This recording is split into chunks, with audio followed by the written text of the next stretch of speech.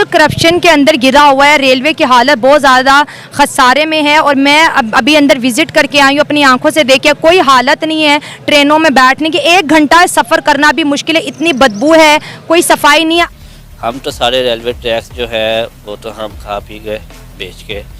ट्रेनों पे हमने कभी कोई तवज्जो दी नहीं। जो भी हुकूमत आई इर्रिस्पेक्टिव ऑफ एनी डिस्क्रिमिनेशन, हर एक ने इंडिया का जो अभी ट्रेन का निज़ाम है वो दुनिया का नंबर 1 हो गया, नंबर 1 पर आ गया। वो इस किस्म का स्ट्रगल कर रहा है। नरेंद्र मोदी जब से इंडिया का जो प्राइम मिनिस्टर है वो जब से आया कि निज़ाम ही चेंज कर दिया पूरे इंडिया का। पहले तो हम बोलते थे ना वी प्राउड टू बी ए पाकिस्तानी, लेकिन यकीन करें कि अब शर्म आती है।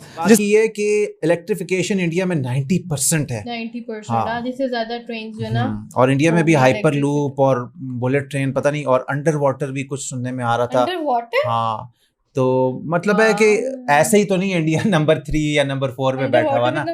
हमने अपने आप को इस तरह से शो किया हुआ है, पूरी दुनिया भाई हमसे भागती है। हमारे शहबाज शरीफ साहब का बयान है कि मैं किसी से मिलने जाता हूँ तो वो कोई भी मुल्क का दूसरा वज़ीर आज़म मेरे से आंखों में आंखें डाल कर बात नहीं करता कहीं के कुछ मांग ना ले। जय हिंद दोस्तों बहुत ही जल्द भारत रेलवे की सुविधाओं के मामले में जापान, चाइना और संयुक्त राज्य अमेरिका जैसे देशों को पीछे छोड़कर प्रथम पायदान पर आ जाएगा। और इसका कारण ये है कि भारत में रेलवे बहुत ही तेजी से मॉडर्न और एडवांस बन रही है और इसका सकारात्मक प्रभाव हमें हमारे देश की अर्थव्यवस्था और विकास पर देखने को मिल रहा है।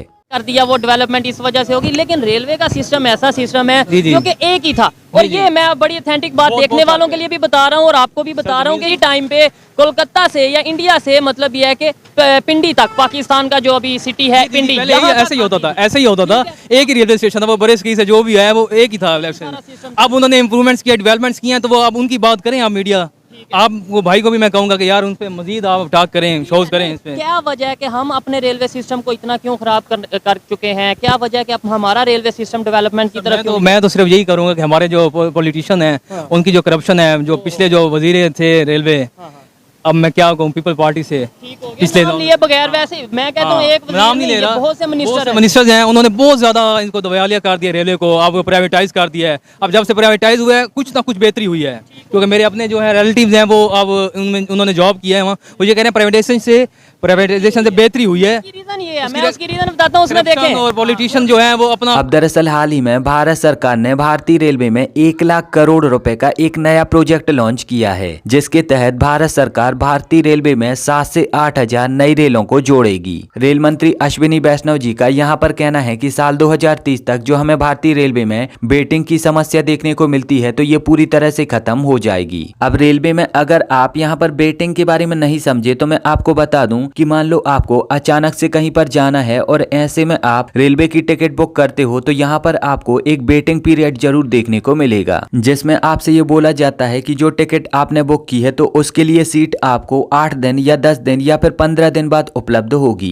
तो रेल मंत्री अश्विनी वैष्णव जी के अनुसार ये जो वेटिंग की समस्या है ये बहुत ही जल्द पूरी तरह से खत्म हो जाएगी और जब भी आप टिकट बुक करोगे तो आपको तुरंत सीट उपलब्ध हो जाएगी। और फिलहाल जो हमें भारतीय रेलवे में वेटिंग की समस्या देखने को मिलती है तो ये समस्या हमें इसीलिए देखने को मिलती है क्योंकि हमारे देश में जनसंख्या लगातार तेजी से बढ़ रही है और उनके हिसाब से जो ट्रेन की संख्या है वो लगातार तेजी से कम हो रही है, क्योंकि बहुत सारी ट्रेन रिटार्ड हो चुकी हैं, तो बहुत सारी ट्रेनों ने चलना बंद कर दिया है, तो बहुत सारी ट्रेनों के इंजन खराब हो गए हैं। तो कुल मिलाकर अनेकों समस्याओं की वजह से हमारे देश में बहुत सारी ऐसी ट्रेन है जो कि अब चलना बंद हो चुकी हैं और हमारे देश में फिलहाल ट्रेनों की शॉर्टेज आ चुकी है। और इसीलिए साल 2030 तक भारत सरकार स्वदेशी टेक्नोलॉजी से निर्मित 7 से 8 हजार नई रेलों को भारत में ही मैन्युफैक्चर करके रेलवे ट्रैक पर उपलब्ध करा देगी। हालांकि अब यहाँ पर यह भी अंदाजा लगाया जा रहा है कि हो सकता है कि भारत सरकार के इस प्रोजेक्ट में प्राइवेट प्लेयर्स की भी एंट्री हो जाए, क्योंकि इतनी सारी ट्रेनों को इतने कम समय में मैन्युफैक्चर कर पाना बहुत ही ज्यादा कठिन है। भारत सरकार जो 7 से 8 हजार नई ट्रेनों को रेलवे ट्रैक पर उपलब्ध कराने जा रही है तो ये ट्रेन वंदे भारत एक्सप्रेस भी हो सकती है। और ये तो आप जानते हो कि वास्तव में वंदे भारत एक्सप्रेस कितनी ज्यादा मॉडर्न और कितनी ज्यादा एडवांस ट्रेन है। रेल मंत्री अश्विनी वैष्णव जी का आगे यहाँ पर कहना है कि इन 1 लाख करोड़ रुपए में नई रेल तो उपलब्ध कराई ही जाएगी, साथ ही साथ बहुत सारे रेलवे स्टेशन को भी मॉडर्न किया जाएगा और साथ ही साथ बहुत सारे रेलवे ट्रैक को भी एडवांस रेलों के हिसाब से मॉडर्न किया जाएगा। इतना ही नहीं, रेलवे की सुरक्षा और सिक्योरिटी पर भी यहाँ पर बहुत ही सारा पैसा खर्च किया जाएगा। आपको बता दें कि रेलवे को फिलहाल अपने टोटल प्रोजेक्ट या फिर टोटल डेवलपमेंट के लिए 12 लाख करोड़ रुपए की जरूरत है। और इस प्रोजेक्ट को लॉन्च करने का मकसद रेलवे का यहाँ पर सिर्फ यही है कि रेलवे के माध्यम से लोगों को ज्यादातर सुविधाएं उपलब्ध हो सकें और ये जो वेटिंग की समस्या हर वक्त बनी रहती है तो ये समस्या पूरी तरह से खत्म हो जाए। साथ ही साथ इस वेटिंग की समस्या की वजह से जो टिकटों की कीमत में वृद्धि हो रही है तो वो भी ना हो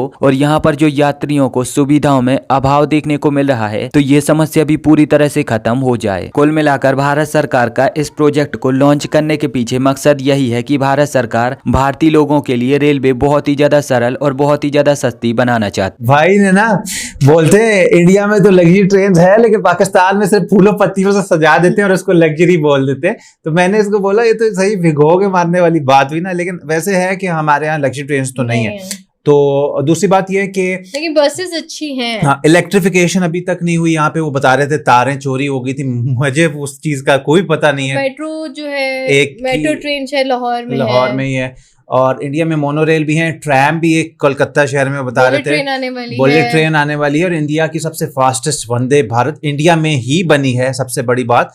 और सुनने में आया था वो लेकिन चलती 160 पे है बेशक 180 पे, ये चीज कंफर्म कीजिएगा। हाँ, फुल पे कहते हैं नहीं चला सकते।